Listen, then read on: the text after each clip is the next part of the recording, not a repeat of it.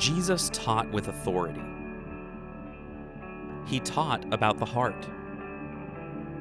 His words, his examples, using a coin, talking about water. He taught simple yet profound lessons that convict and apply even today.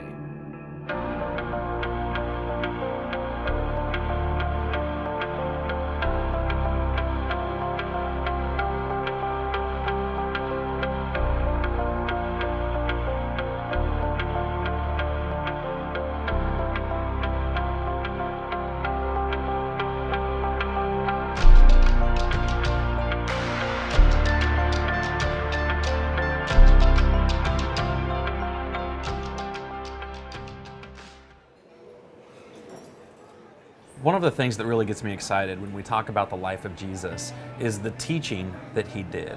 People have described him as a master communicator, and one of the things that really stands out is his ability to say such powerful things in such short spans of time with such simple illustrations. Jesus' teaching was so simple. However, there's some hidden nuances in a lot of things he taught that we don't fully appreciate because we're separated by time. When he's telling the story of the Good Samaritan, he doesn't describe the road. It's because the people of that time understood how dangerous that road was. And when he's talking about paying taxes to Caesar, he talks about the denarius. To us, that's just a coin. But to the people of that time, they understood everything that was involved with that coin. So you're saying that there's a cultural and historical gap between the people who originally heard Jesus' teaching and ourselves. And if we come to be more familiar with their history and with their culture, that we'll have a better understanding of what Jesus was communicating to them.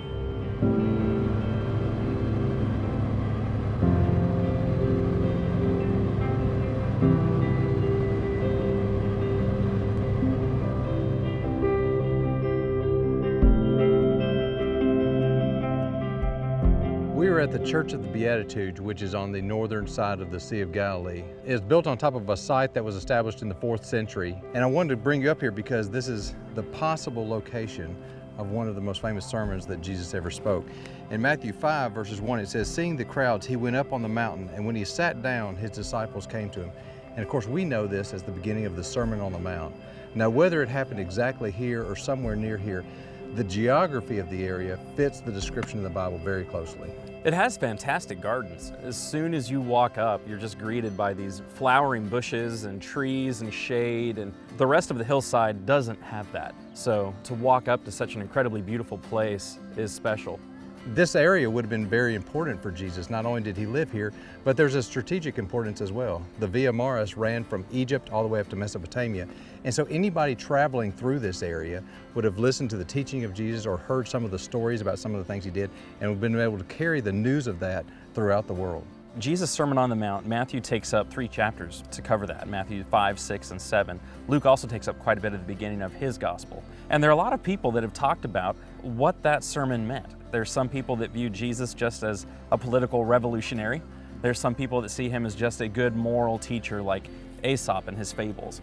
But really, Jesus doesn't leave any room for those kinds of ideas. He's not speaking as just another teacher. He's not speaking as a rabbi. He's speaking with authority. In chapter 5, you have him repeatedly say, "You've heard it said, but I say to you." And then when you get to chapter 6, he's helping them understand that there's a difference between how people are practicing their religion to be seen by others and how you really need to get to the heart of things. Over in chapter 7, he puts himself in a position of being able to judge at the end of time. He's set himself up as much more than just a man. To read through his sermon, you can't just go through and say, well, this is a list of good things to do, or these are good suggestions. Jesus is speaking from a position of authority, which makes him to be divine.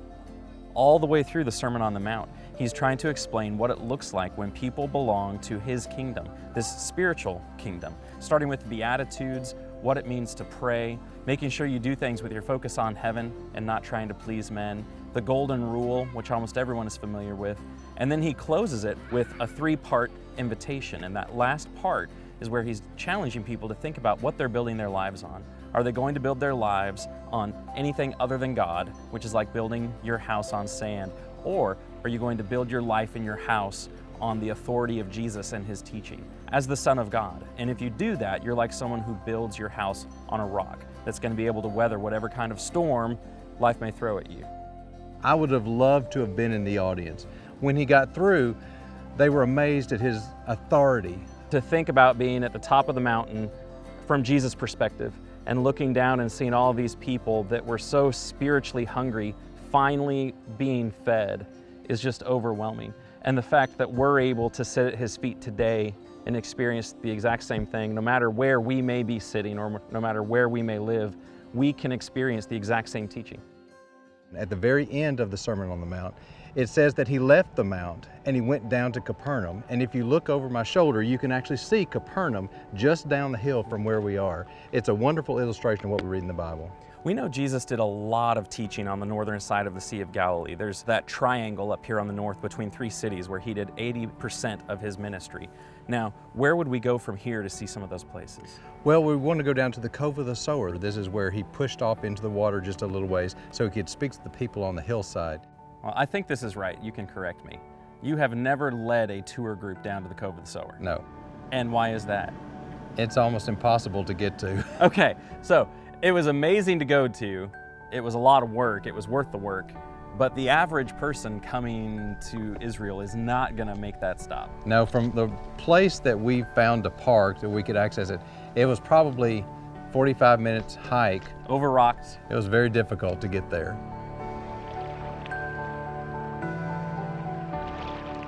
Jeremy, we've come to the northern shore of the Sea of Galilee, and as you can tell, there's a natural cove here in the shoreline just behind us. In the mid-1980s, there was a drought in this area, and the water level dropped and exposed a number of harbors around the Sea of Galilee. We know from Luke chapter 5 that one of the times Jesus was coming along this side of the sea, there were a lot of people crowding around him trying to hear him.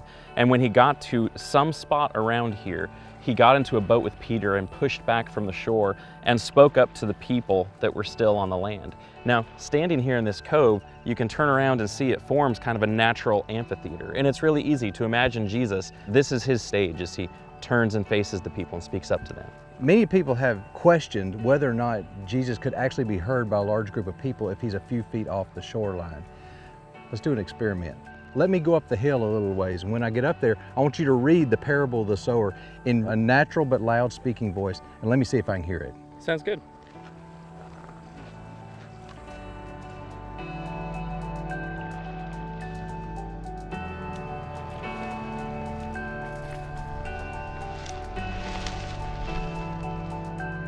Okay, Jeremy, I'm in position.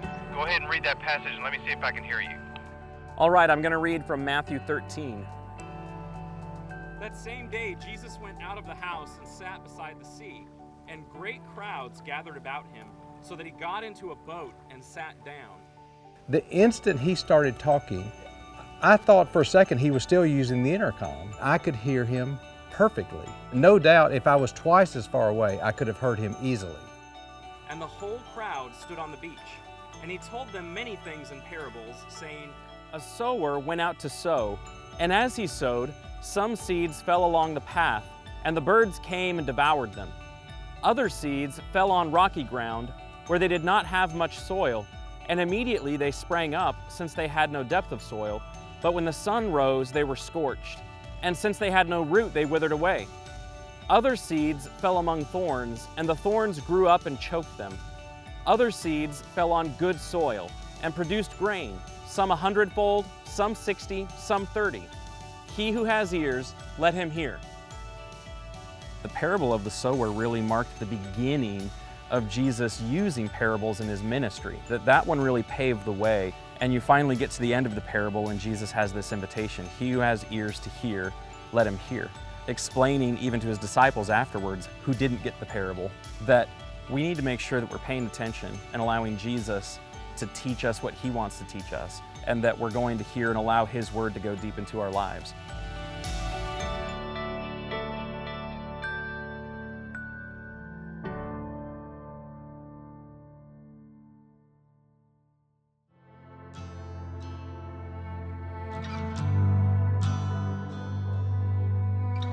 We had the opportunity to go out to the wilderness today, and the overlook was amazing. From the vantage point that we had, if you look to your left, which would have been to the west, you could have seen the top of the Mount of Olives.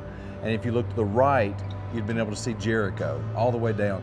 And so we're able to visualize the road that went between Jerusalem to Jericho.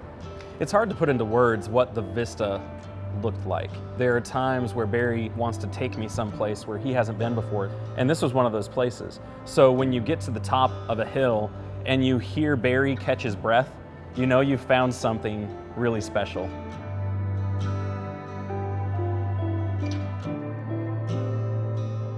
When Jesus was teaching in parables, there's a certain parable that he gave when a lawyer came to test him, and he was asking him what he needed to do to inherit eternal life.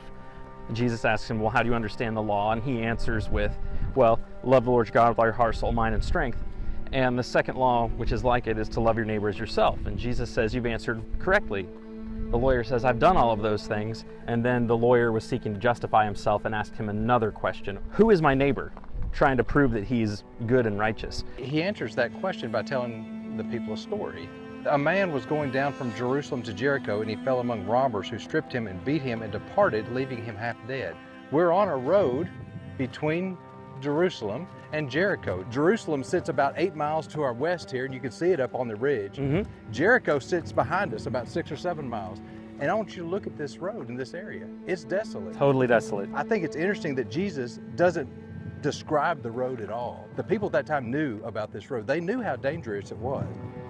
The road between Jerusalem and Jericho would have been really hot and dry and dusty. It was a place you wouldn't have wanted to have stayed for very long. This was not a hospitable place. On top of that, to have been wounded and left on the side of that road exposed, he was in really dire straits and eventually would have died if he didn't receive help. And so Jesus has set him up. He needs someone to assist him, and then starts to give several people that were in that position to assist and chose not to. There are several people that pass him by. There's a priest that sees him and passes by on the other side of the road. There's a Levite that sees him and passes by. And the person who finally stops, which would be so offensive to a Jew, is a Samaritan. And he stops and he takes care of him. He takes him down to an inn. He pays for his wounds to be bound up. It was this person that finally stopped, which would have shocked everyone that was listening to Jesus at that point. Jesus is taking the next step. From the time of Abraham, the Israelites were God's family. This was his chosen people. And I think by including the Samaritan in this story, and by especially making the Samaritan the good guy, he's expanding that to tell the full story that he was coming to save not just the Jewish people, but everyone. And Jesus just wraps up with a question then, who proved to be a neighbor?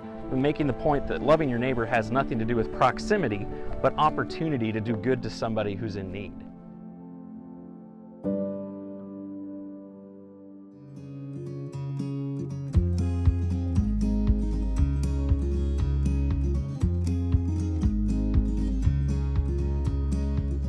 In John, the 4th chapter, we have recorded this wonderful conversation between Jesus and this woman from Samaria. The scriptures tell us that took place at a well in the city of Sychar. Sychar is modern-day Nablus. Well, I want to take you to the city of Nablus because there's a Greek Orthodox church there in which contains Jacob's well that we read about in the Bible. It's an hour and 15 minutes north of Jerusalem. It's right in the middle of the West Bank. As you approach Nablus, you have the opportunity to drive through what we refer to as Samaria in the New Testament times. And one of the things that strikes you immediately is how hilly and how mountainous that area is. Imagine walking that. It would be very, very difficult. And the scriptures even say that Jesus, when he approached this well, he was thirsty. That's why he stopped there.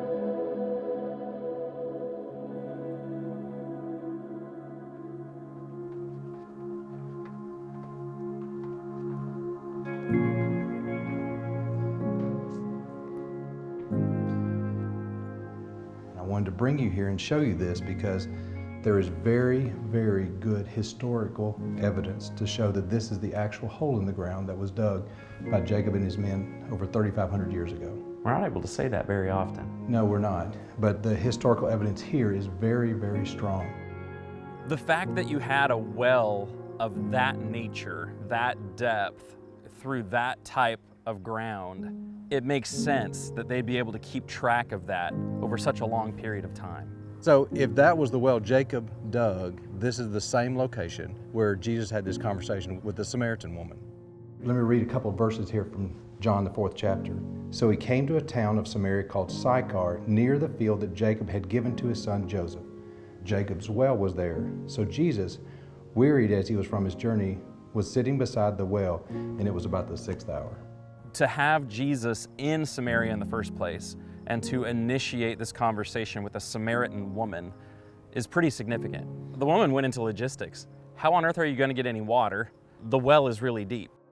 I'll tell you what, why don't you draw some water for us?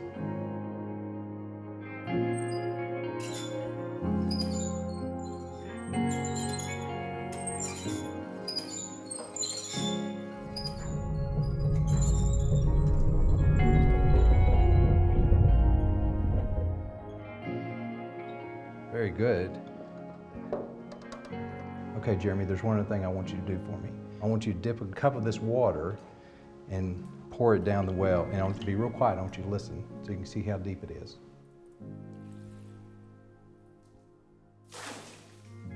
How high up is that? It's amazing, isn't it? It's got to be well over 100 feet deep. Wow. Yeah.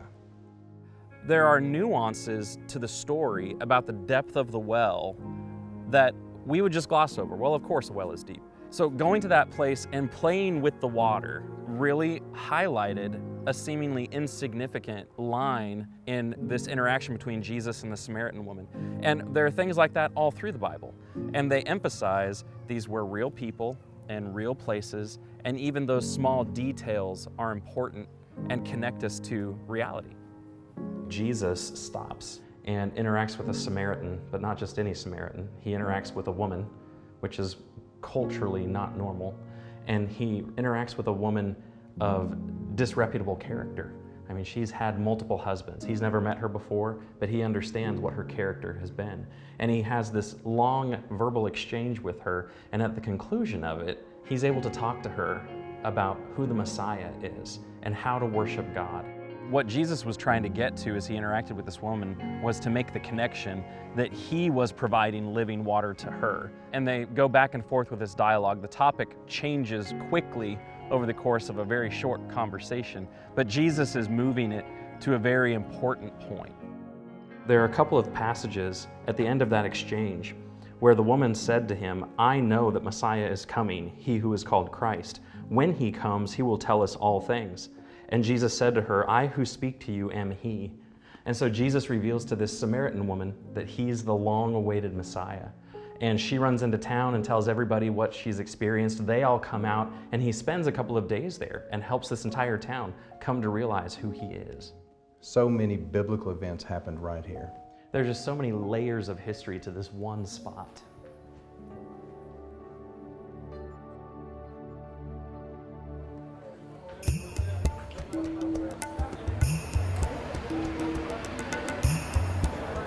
I love the old city of Jerusalem. I love the alleyways and all the hundreds of little stores and everything. The shops in the old city are varied. You have so many different types. Some are just like a couple of feet, and then some are full-blown shops. You can walk 20 feet into them. And I know a guy who sells antiquities in town, and he's got a coin I think we want to look at.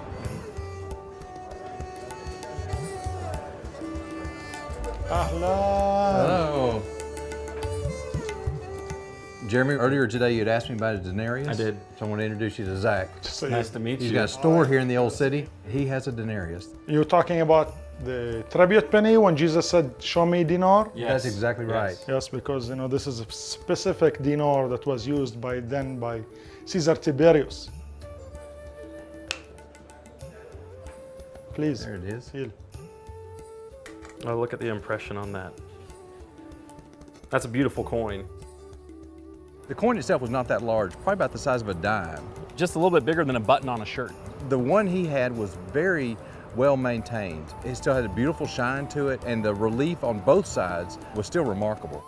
Very light. It's a lot lighter than I would expect. Similar to aluminum, obviously much sturdier than that. It's a low silver. It's not like sterling silver. They did not have enough fire to make as good silver as we have today. You know, Romans were very professional in making coins. And then when we understand coins, it opens very big windows in the New Testament. You know, this is the image of Tiberius. And who have seen the image of Tiberius have seen him. So they won't trick him, you know, then I know, shall we pay taxes or not, you know, just like to embarrass him. When we look at the dinar, we need to understand what is written. It's written here, Tiberius T. Caesar Diva, like divinity in Caesar Tiberius, which is against the Jewish law. The second side is written in Tiberius Augustus, like he's the highest. It's even more against the Jewish law.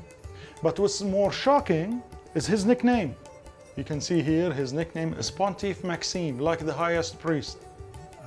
It was enough embarrassment for the Jews, or for the Pharisees specifically there. You're holding a coin for someone calling himself the highest priest. It's unkosher coin to be carried. And Jesus teaching so much by using the impression on a coin. Whose face is on the stand? This belongs to that person. Render to Caesar the things that are Caesar's, and to God the things that are God's. So that's why they left with no talking, and the story ended up over there. And his ability to use a simple coin and a face on a coin to teach all of that says a lot about Jesus' ability to teach. Yes, he was tough. Yes. He was a strong man that faced the Pharisees and embarrassed them on the spot. Yes. Show me dinar. Well, and all of these things, rooted in the antiquities, help us understand that Jesus was real, these events were real, the coins that he spoke of were real. Zach, thank you for everything. Yeah, see you again. Yes, sir. Absolutely. See you Good to again. see you. Bye-bye. Thank you. Bye-bye. From now on, every time that I read that event of the disciples asking Jesus about paying taxes, I'm going to be in Zach's shop with him pulling out that denarius and pointing out the inscription and the words around the side.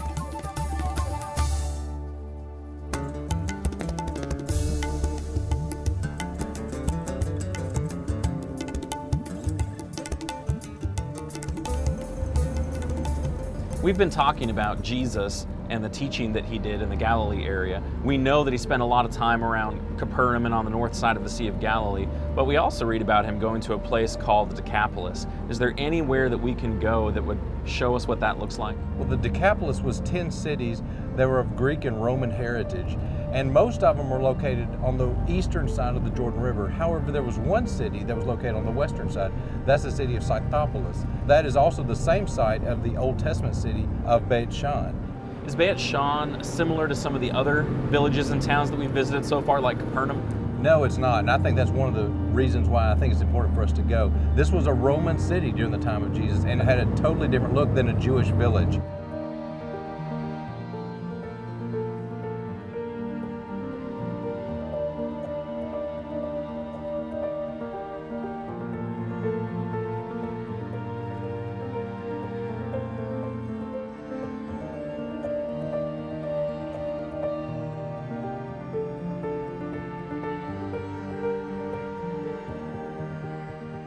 We're in Beit Shean, which in the first century was known as Scythopolis. The Decapolis was a group of 10 Greek and Roman cities, one of which fell on the western side of the Jordan River. Realizing that Jesus came to Greek and Roman cities helps us to appreciate the truth of John the Baptist's observation when he saw Jesus. Behold the Lamb of God who takes away the sins of the world. The city of Beit Shean is steeped in biblical history. Even before the Israelites came into the land, the Canaanites lived there. Even before that, the Egyptians lived there for a while. It's best known to Bible students as the city where King Saul's body was hung after being killed over on Mount Gilboa. And it's so different from the northern towns here in Galilee. When we think about Capernaum or even Bethsaida, they just seem so rural compared to how refined and large and big city upscale Beit Shean was.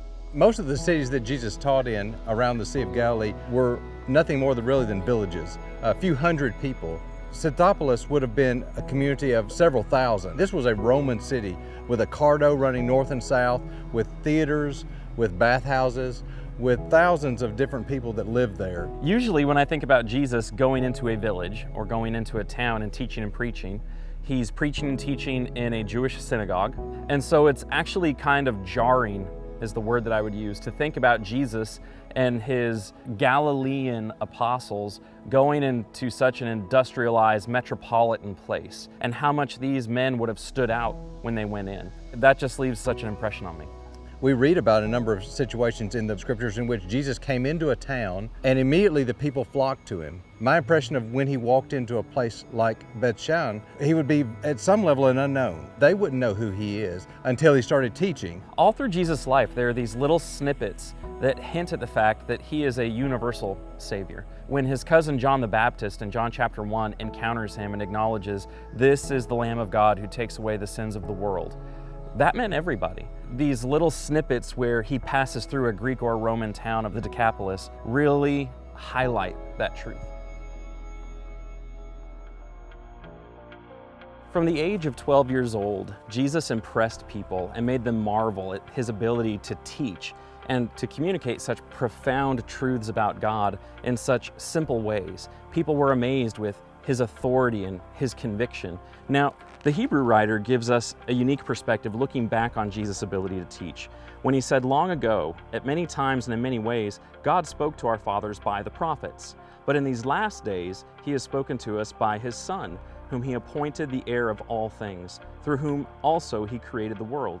He is the radiance of the glory of God and the exact imprint of his nature, and he upholds the universe by the word of his power." When people heard Jesus talking and teaching, he wasn't just another rabbi. He was the Son of God. He was divine. So the next time that you're studying through the teachings of Jesus, really think about the invitation that Jesus extends when he says, "He who has ears to hear, let him hear."